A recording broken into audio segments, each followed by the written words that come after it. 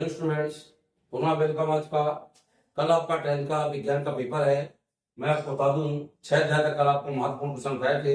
आज भी 7वें अध्याय से आपको महत्वपूर्ण क्वेश्चन बता रहा हूँ। तो 7वां अध्याय आपका है जीव जन्म कैसे करते हैं। ये इंपॉर्टेंट क्वेश्चन है। मैंने कहा था जो क्वेश्चन में दिक्कत हो तो कमेंट करके पूछना। अभी कोई कमेंट मेरे पास नहीं आया। इसमें महत्वपूर्ण क्वेश्चन है, आपको याद करना है लैंगिक और अलैंगिक जनन। आपको याद करना है लैंगिक और अलैंगिक जनन, इन दोनों के अंतर भी पढ़ना है और इनकी परिभाषाएं भी आपको पढ़ना है। तो लैंगिक जनन, अलैंगिक जनन, और आपको परागण में स्वपरागण और परपरागण, ये भी आपको इंपॉर्टेंट क्वेश्चन याद करना है। इसके बाद महत्वपूर्ण जो क्वेश्चन है इससे द्विविखंडन और बहुविखंडन। द्विविखंडन भी आपको पढ़ना है, बहुविखंडन भी पढ़ना है और इनके उदाहरण आपको याद करना है। तो ये आपको क्वेश्चन आपका महत्वपूर्ण है।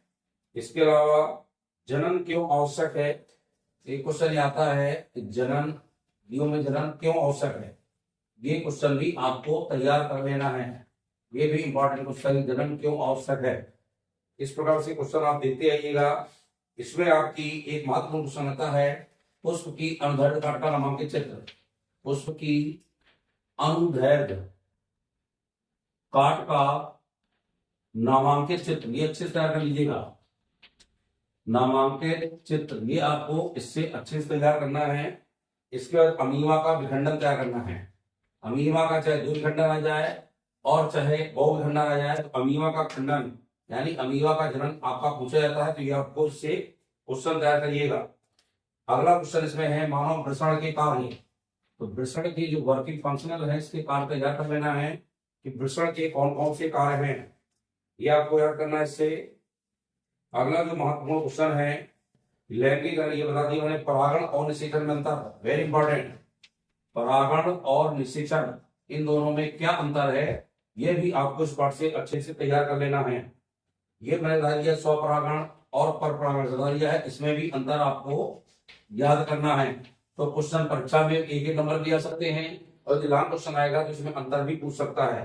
तो स्वपरागण परपरागण का आपको ये क्वेश्चन हल करना है। अगला क्वेश्चन है प्रजनन का महत्व। तो प्रजनन का महत्व भी आपको तैयार करना है। प्रजनन का क्या महत्व है, तो महत्व भी आपको कंप्लीट करना है। अगला जो महत्वपूर्ण है आपका इसमें पुष्प की अनुदैर्ध्य काट, महत्वपूर्ण क्वेश्चन था, तो आपको याद करना है। और पुष्प की अनुदैर्ध्य काट ये महत्वपूर्ण है। इसके अंतर्गत ये आपको अच्छे से तैयारी इसकी करना है। इस पाठ में इतने क्वेश्चन आप तैयार करेंगे तो निश्चित रूप से आपसे पाठ बनेगा एक स्त्री केसर की संरचना। स्त्री केसर की संरचना ये पाठ में आपको इसमें भी ये भी तैयार करना है। तो ये आपको जीव जन्म कैसे करते हैं में महत्वपूर्ण क्वेश्चन आप तैयार करें जो मैंने आपको बताए हैं, और उनमें किसी भी प्रकार की समस्या है तो आप जरूर हमसे पूछें। अगला 8वां अध्याय है आनुवांशिकता। आनुवांशिकता, इससे भी महत्वपूर्ण क्वेश्चन आते हैं। इसमें पहली बात तो है मेंडल का प्रभाविता का नियम। मेंडल का प्रभाविता का नियम पूछा जाता है और स्वतंत्र अपविभन का नियम, दो नियम अच्छे से तैयार कर लेना है। स्वतंत्र अपविभन का नियम, ये दोनों नियम आपको तैयार करना है मेंडल के। तो मेंडल के चेकर बोर्ड कहलाता है, चेकर बोर्ड के अनुसार आपको इसको बनाना है। अगला क्वेश्चन इसमें तैयार करना है गुणसूत्र क्या है और इसके कार्य क्या है। गुणसूत्र क्या है और इसके कार्य, तो कार्य और गुणसूत्र तैयार करना है। ये भी इंपॉर्टेंट क्वेश्चन है आपका। अगला है मेंडल का प्रभाविता का नियम बता दिया मैंने आपको। मानव बच्चे का लिंग निर्धारण कैसे होता है। मानव बच्चे का लिंग निर्धारण, तो ये इसका रेखा चित्र सहित आपका इसका पूरा वर्णन तैयार करना है पूर्ण रूप से लिंग निर्धारण का। ये आप इससे तैयार करिएगा। ये भी आपके लिए महत्वपूर्ण क्वेश्चन इस पाठ में, ये आप अच्छे से तैयार करें ताकि आपसे कोई प्रकार की समस्या का सामना ना करना पड़े। तो इस पाठ से इतने क्वेश्चन तैयार करिएगा। पिछले अध्याय में जीव जन्म कैसे करते बताया था, उसमें मादा का जन्म तंत्र, ये भी बहुत महत्वपूर्ण क्वेश्चन है। पुरुष का तो कॉमन नागर का माता है, लेकिन मादा जन्म तंत्र का चित्र सहित वर्णन आपको तैयार करना है। पिछले अध्याय में वीडियो बता दिया है तो वो आपको तैयार करना है। अगला अध्याय है प्रकाश का परावर्तन। 9वां अध्याय से लिए प्रकाश का परावर्तन एवं अपवर्तन, परावर्तन और अपवर्तन, तो पहली बात तो दो क्वेश्चन इसी बनते हैं, एक तो परावर्तन किसे कहते हैं इसके नियम, और अपवर्तन क्या है इसके नियम। दो क्वेश्चन वेरी मोस्ट। तीसरा क्वेश्चन में जाएगा कांच के आयताकार घटके में अपवर्तन क्रिया को समझाना है। ये क्वेश्चन भी इससे बहुत पूछा जाता है, तो इससे ये तैयार कर लीजिएगा। और इसमें परिभाषाएं आ जाती हैं कि फोकस की परिभाषा या फोकस दूरी की परिभाषा अवतल दर्पण के अनुसार, वो आपको तैयार करना है। अगला क्वेश्चन है अपवर्तनांक, इनकी सबकी परिभाषाएं आपको याद करना है। अपवर्तनांक की परिभाषा भी परीक्षा में बहुत पूछी जाती है। और अपवर्तनांक के प्रकार यानी सापेक्ष और निरपेक्ष, ये भी अपवर्तनांक के अंतर्गत आते हैं। अवतल दर्पण के जो मैंने प्रतिबिंब पढ़ाए थे आपको पूरे 6, उन 6 में पूरे प्रतिबिंबों को बनाकर देखना है कि कौन से वस्तु कहाँ रखें, तो कौन सा यानी प्रतिबिंब कैसे बनता है, ये आपको तैयार करना है। अवतल और उत्तल दर्पण के दोनों के उपयोग, क्या उपयोग है, अवतल दर्पण का क्या उपयोग है और उत्तल दर्पण के क्या उपयोग है, ये आपको इससे तैयार करना है। इसके अंदर जो सवाल है, मैं आपको शाम को सवाल बताऊंगा, जो इंपॉर्टेंट है वो बता दूंगा, आप उसको तैयार कर लीजिएगा। इसके अलावा अवतल दर्पण उत्तल दर्पण के उपयोग हो गए, और इसके अलावा आपकी मैंने चित्र प्रतिबिंब बताए हैं, प्रतिबिंब आप देख लीजिएगा। और एक दो सवाल इंपॉर्टेंट कुछ होंगे तो उनको बता दूंगा। और परावर्तन का पूरा चित्र सहित वर्णन, तो समतल दर्पण के द्वारा परावर्तन कैसे दर्शाया जाता है, इसका चित्र सहित वर्णन आपको देखना है। तो इस पाठ से इतने क्वेश्चन तैयार करिए। 10वां पाठ है मानव नेत्र। मानव नेत्र में सबसे पहले तो नेत्र का एक आप नामांकित चित्र तैयार करिएगा, नेत्र का चित्र तैयार करना है। अगला जो महत्वपूर्ण क्वेश्चन है, सूर्यास्त एवं सूर्योदय के समय सूर्य रक्ताभ क्यों प्रतीक होता है, यानी लाल रंग का सूर्य हमारा क्यों दिखाई देता है, चाहे सूर्यास्त का समय आए और चाहे सूर्योदय का समय हो, लाल रंग का हमको दिखाई देता है, आखिर क्यों। स्वच्छ आकाश नीले रंग का दिखाई देता है, ऐसा क्यों, ये क्वेश्चन भी आपको अच्छे से तैयार करना है। दूसरा इस पाठ में महत्वपूर्ण आता है दो दोष, निकट दृष्टि दोष कारण निवारण सहित चित्र सहित वर्णन, और दूरदृष्टि दोष का कारण निवारण सहित चित्र एवं वर्णन, ये महत्वपूर्ण इससे क्वेश्चन है। दोनों दोष कैसे दूर होते हैं ये भी आपको इससे पढ़ना है। अगला वेरी मोस्ट क्वेश्चन है, तारे क्यों टिमटिमाते हैं। ये क्यों हमारे 2-3 क्वेश्चन है जो बहुत आते हैं। और मृग तृष्णा या मारीचिका से क्वेश्चन बहुत आता है, रेगिस्तान में लोगों को पानी का भ्रम होता है दूर देखकर, ये क्यों, और तारे क्यों टिमटिमाते हैं, ये आपके क्वेश्चन ध्यान से कर लीजिएगा, ये वेरी मोस्ट क्वेश्चन है। और एक महत्वपूर्ण है वर्ण विक्षेपण। मैंने बताया था इन क्वेश्चनों में यदि परसाल कोई आ गया हो तो उसको बिल्कुल तैयार न करिए, क्वेश्चन नहीं आएगा, इसलिए आपको वर्ण विक्षेपण इस पाठ से तैयार करना है। लेकिन यदि ना आया हो, प्रकाश के अपवर्तन को नामांकित चित्र से समझाना है, तो वो कैसे दर्शाएंगे ये भी आपको इससे देखना है। ये पाठ इतना आपको तैयार करना है। अगला होता है विद्युत। विद्युत बच्चों को कठिन लगता है, इससे मैं आपको मेन क्वेश्चन बता दूं। तो विद्युत में देख रहे हैं, इसमें परिभाषा आती है, एक तो आती विद्युत विभव की, विद्युत विभव की परिभाषा एवं मात्रक। दूसरा आता है विभवांतर की परिभाषा एवं मात्रक, ये 1 नंबर में भी आते हैं और 2 नंबर में पूछे जाते हैं। 1 वोल्ट की परिभाषा, ये सब परिभाषाएं हैं 2 नंबर की। 1 वोल्ट किसे कहते हैं। और अगला जो महत्वपूर्ण क्वेश्चन है ओम का नियम। ओम के नियम का यदि 2 नंबर में है तो थोड़ा सा सिर्फ आप नियम वाले लिखेंगे, और पूरा सिद्धांत आए, परिपथ का रेखा चित्र आए, और इसका ग्राफ आए, और इसका वो गणना आए, सारणी आए, तो आपको वो पूरा तैयार करना है ओम का नियम, इससे बहुत पूछा जाता है। विद्युत धारा का मात्रक और परिभाषा, यानी विद्युत धारा का मात्रक आपको याद करना है, तो ये महत्वपूर्ण क्वेश्चन है। अगला है चालक के प्रतिरोध को प्रभावित करने वाले कारक।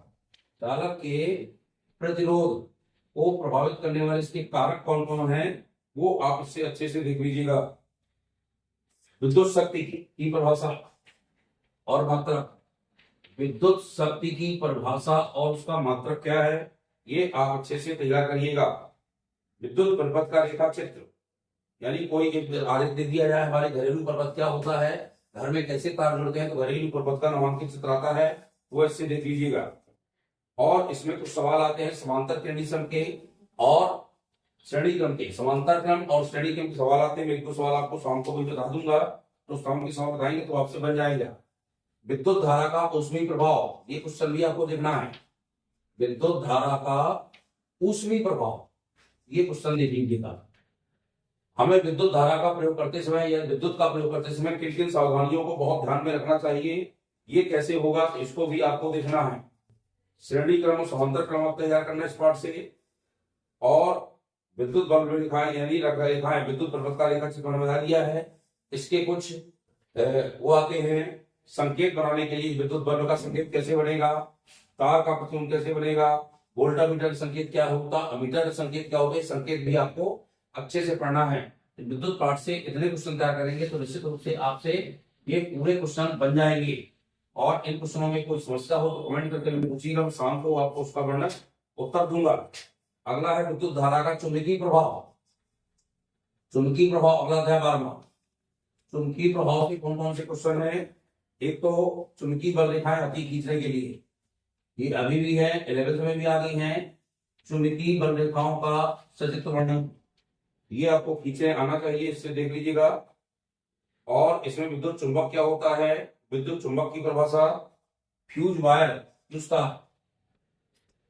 तार की परिभाषा का वर्णन। दो क्वेश्चन इसमें महत्वपूर्ण है। एक फ्लेमिंग के बाएं हाथ का नियम, वाम हस्त नियम कहलाता है, और एक दाएं हाथ का नियम, जिसमें बाएं का ज्यादा मोस्ट है, परीक्षा बहुत पूछा जाता है। तो आपको बाएं हाथ और दाएं हाथ का नियम बनना चाहिए। अंगूठा का नियम, एक आता अंगूठे का नियम, तो अंगूठे का नियम भी आपसे बनना चाहिए। और एक क्वेश्चन बताइए मैंने आपको, विद्युत का प्रयोग करते समय घरेलू में हमें किन किन सावधानियों को ध्यान में रखना चाहिए, ये इससे बहुत पूछा जाता है। फ्यूज तार पूछा जाता है और घरेलू विद्युत प्रपथ का रेखा चित्र आरेख पूछा जाता है। तो ये आपको क्वेश्चन कुछ तैयार करना है। दाहिने अंगूठे का नियम भी अच्छे से पढ़ लेना है। ये पाठ आपका तैयार हो जाएगा। और जो लास्ट अध्याय आपका है 13वां, वो है पर्यावरण, हमारा पर्यावरण। तो पर्यावरण की क्वेश्चन बता दूं आपको। पर्यावरण से महत्वपूर्ण क्वेश्चन है वो तो आता है, पहली बात है घटक। तो जैविक और अजैविक घटक अच्छे से तैयार करना है। उत्पादक, उपभोक्ता और अपघटक के बारे में पढ़ना है। इसके बाद आपको ग्लोबल वार्मिंग बहुत आती परीक्षा में। ग्लोबल वार्मिंग क्या है, इसके बारे में आपको टिप्पणी इसकी पढ़ लेना है। परितंत्र के घटक, अगला आता है ओजोन क्या है और इससे कौन कौन सी हमको हानियां होती हैं, ये आपको पढ़ना है। जैव निम्नीकरण पदार्थों का हमारे वातावरण या पर्यावरण पे क्या प्रभाव पड़ता है, तो ये आपको पढ़ना है। खाद्य श्रृंखला, खाद्य जाल में अंतर पढ़ना है। खाद्य श्रृंखला और खाद्य जाल, ये आपको बहुत अच्छे से तैयार करिए इन क्वेश्चनों को। इन क्वेश्चनों से आपकी परीक्षा में निश्चित रूप से मेरी समझ से क्वेश्चन आना चाहिए। ओजोन परत हमारे क्षति को, हमें किस प्रकार से क्षति पहुंचाती है और किस हिसाब से हमको ओजोन परत जो है हमारी है वो हमको किन किन चीजों से बचाती है। कभी कभी क्या होता है, आहार श्रृंखला बनाने को आती है, तो आहार श्रृंखला भी आपसे बनना चाहिए। या उत्पादक उपभोक्ता घटक कौन कौन से होते हैं, ये बनना चाहिए। कभी कभी तालाब का परितंत्र पूछ लेता है, कभी कोई घास का परितंत्र पूछ लेता है, तो आपको पता होना चाहिए उसमें उत्पादक क्या होते हैं, उपभोक्ता और अपघटक क्या होते हैं। उपभोक्ता के अंदर प्राथमिक, द्वितीयक और तृतीयक क्या होते हैं। तृतीयक को उच्च उपभोक्ता भी अपन कहते हैं। और लास्ट में उसका डीकम्पोजर होता है, अपघटक जो होते हैं डीकम्पोज करते हैं और पुनः फिर से प्रोड्यूस का उत्पन्न हो जाता है, यानी हमारे उत्पादक फिर से तैयार हो जाते हैं। ये क्वेश्चन आप इतने तैयार करिएगा, इन क्वेश्चनों को बेहतर तरीके से याद करें। और ज्यादातर मैं नहीं कहता, लेकिन इन क्वेश्चनों को बहुत अच्छे से देखें। निश्चित रूप से ये क्वेश्चन आपसे परीक्षा में आना चाहिए और आपसे बनेंगे यदि आप इनकी अच्छी तैयारी करेंगे। जो क्वेश्चन नहीं है उनको आप लिख लिख कर तैयार करें। मैं कुछ महत्वपूर्ण सवाल आपको शाम को बता दूंगा, उनको भी आप देख लीजिएगा और कल पेपर दीजिएगा। सभी को बहुत बहुत शुभकामनाएं मेरी तरफ से, और आपका पेपर अच्छा हो हम ऐसी आशा करते हैं। सभी लोग हमारे वीडियो को देखें, लाइक शेयर करें, सब्सक्राइब करें और अपने दोस्तों को और भी शेयर कर दें, ताकि आपके फ्रेंड्स भी अच्छे से उसको देख सकें। बहुत बहुत धन्यवाद।